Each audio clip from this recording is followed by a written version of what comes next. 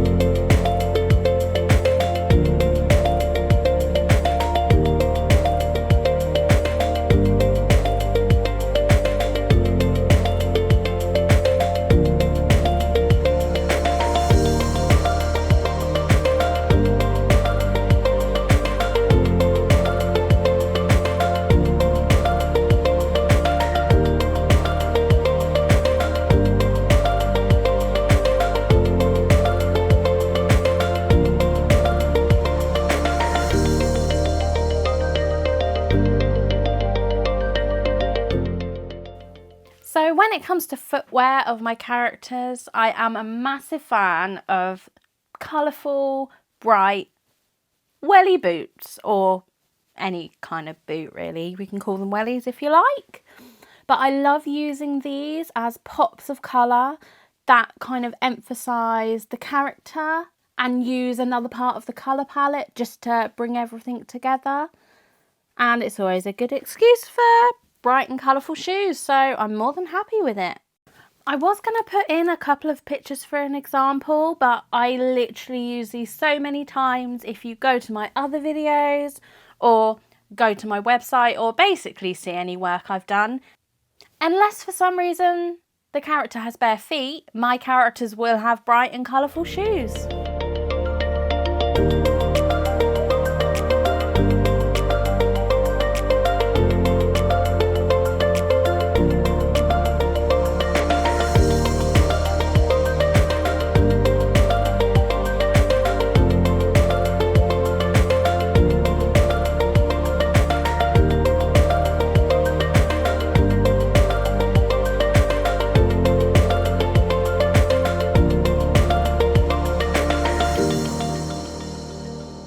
Oh my goodness, drawing this bike has given me so much nostalgia for when I was younger. Literally, using the bright yellow of the bike has made me think of my, okay, I know it's not yellow, but my bright pink bike that I had as a kid. We must all remember our first bike, like the bike we learned to ride on. And I mean, I used to make up worlds and magical things, but I'll go into that another time. Basically, I've had an imagination for a long time, so it's a good job I can put it to good use now. But anyway, do you remember the very first bike that you rode when you were a child? Comment below at what it was. Mine was a pink Gemini. I don't know if it was a Gemini, it was from Halfords, but it had Gemini written across it, so don't know what that means, but anyway, I can literally remember it so well. Oh, why haven't I drawn a bike before? This is actually really fun. And do you know something? Every illustrator has an Achilles heel, whether they want to admit it or not, or maybe by some miracle they don't. But for me, it is transport and things with wheels, like cars and bikes. Although apparently I actually really like drawing this because of the feelings it gives me. But yeah, normally I kind of wince when I hear something like that because, oh, they've really got to look right. But I have to say, I have drawn a couple of bikes that I really like. I mean, oh my goodness, yes, I have drawn a bike, but it was a motorbike. So does that count? But yeah, basically I made it all sparkly with flowers and all jazzy. And that is the kind of way I like to go if I have to draw things like a car and all those transport things. But anyway, let's get back to the drawing. I am drawing a path. Maybe I should go back to talking about trans. No? Okay. Obviously, I have changed the environment slightly because, let's face it, as an illustrator, you get artistic license and you can draw whatever you want. So yes, this is inspired by my outing, but I also really do want to make it aesthetically pleasing. So I have split this picture into the rule of thirds, basically as splitting up a piece of paper into 3. So I've got the top, middle and the bottom, and then we're going to have the lake, pond, water thing at the bottom, the bushes at the top and the path in the middle. I originally did include the sky, but I wanted the lake to stand out, and where that was going to be blue, I didn't want it at the top. So I did want to create that contrast between the green and the blue.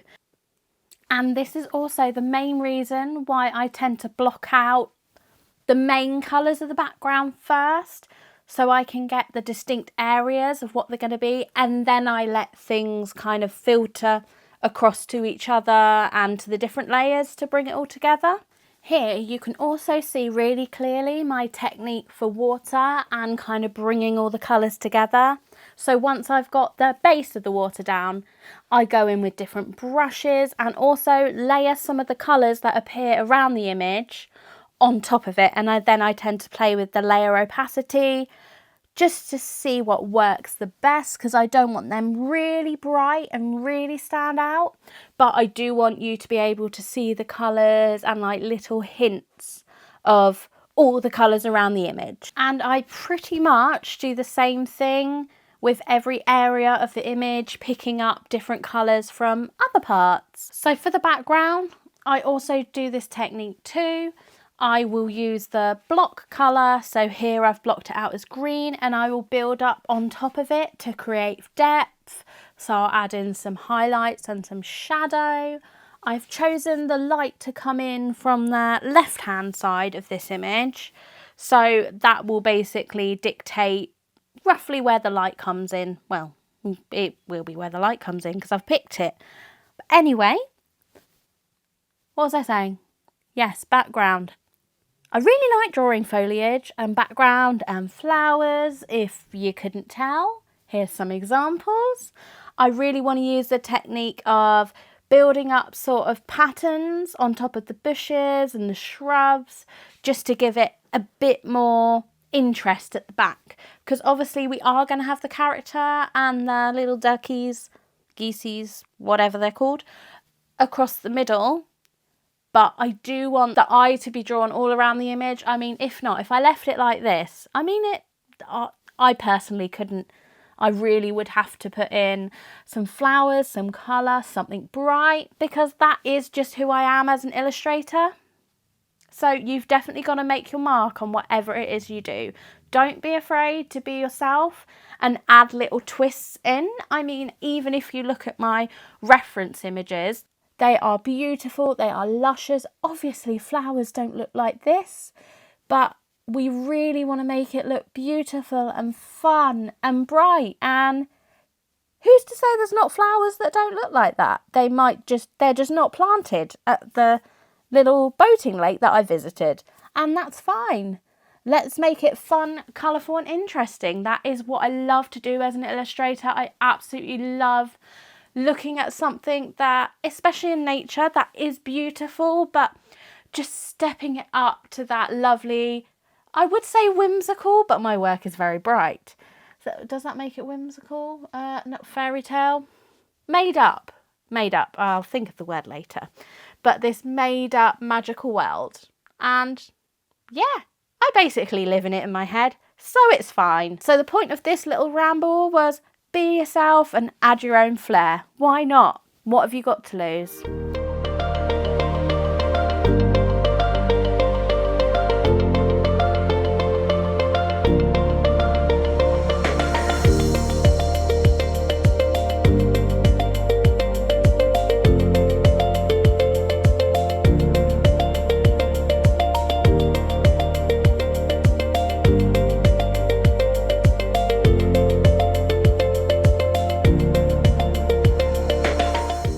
So So here I get to draw the really cute little fluff balls. I mean, ducks. Ducklings. I can't stop calling them fluff balls. It's just what my daughter calls them. So, you know what I mean. I'm going to make them really fluffy. Can we say it's so I remember to make them fluffy and just go with that? I mean, here's a little clip of them all running. I mean, look how fast their little legs are going. I think I'm getting distracted. So yes, here I'm drawing the ducks. I'm really looking at my references to get the colours right and their markings correct. But obviously they are going to be illustrations. So we do want them to look fun and sweet. I mean, I did try the dot eye, but I just couldn't do it to myself. So we added in the whites of the eyes, just like the characters, because then they kind of live in the same world and work together instead of trying to fight against each other. I mean, there are definitely pieces of work where this works, but I personally thought for this piece, they look better like that. And yeah, here are the cute little fluff balls running along. And obviously I didn't want to forget to put the little shadows beneath them, as you really do need to ground your characters so they've got some weight, because, you know, gravity does exist. And I did add the reflection and everything here, but I did it off camera. I figured you've already seen me draw it. I'll do a reveal at the end, as always.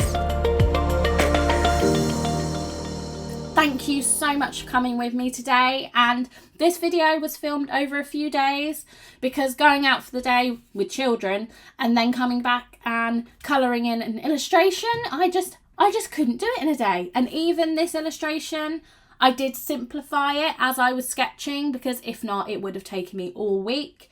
Picture books do take a long time, and they are, well, even if they're quite simple, they do take a long time. The thinking, the processes behind them, and obviously you're working along with the text and the author and a designer. It really does take a massive team of people. I absolutely love working on picture books. This is just how I do a picture book spread. Obviously there's no right and wrong way. I've been doing it for a long time now, and this is my style and my preferences, I suppose, like preferences on layouts. And I have done a previous video on framing devices, and those framing devices on the fiction side of things do follow across into the picture book. I had so much fun in this video. It was really good turning the world around me into a picture book. It just goes to show you can find inspiration in so many different places. And I really like the fact that it included a character and lots of little ducks and gooselings.